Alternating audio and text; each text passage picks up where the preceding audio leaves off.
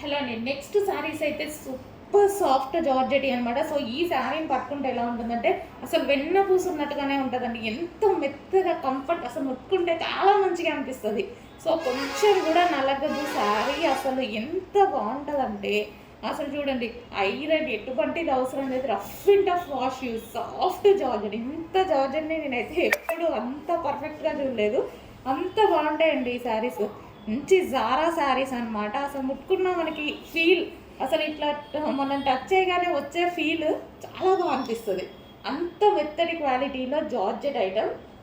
So చూడండి, మంచి white and red కాన్సెప్ట్లో మనకి రెగ్యులర్ యూస్కి ఎక్కువగా కట్టుకుంటాం కదా.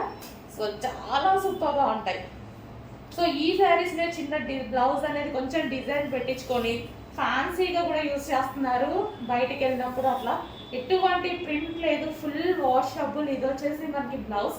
ఈ బ్లౌజ్తో మంచిగా డిజైన్ చేయించుకుంటే శారీ అయితే ఎక్సలెంట్ ఉంటుందండి.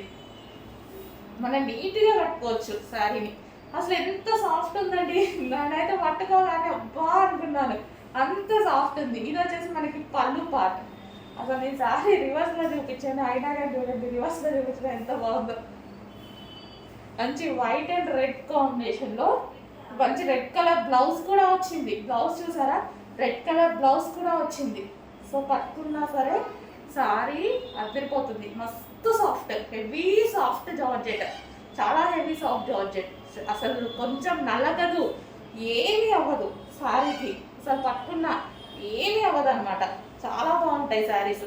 ఇప్పటి నుంచి కాదండి, ఎప్పటి నుంచో మనం ఈ శారీస్ అనమాట ఎప్పటి నుంచో చూస్తున్నాము, అలాగే ఉంటున్నాయి. సూపర్గా ఉంటాయి శారీస్. మా మమ్మీకి ఎప్పుడు ఇవే తీసుకెళ్తాము, ఎప్పటికీ అలాగే ఉంటాయి శారీస్.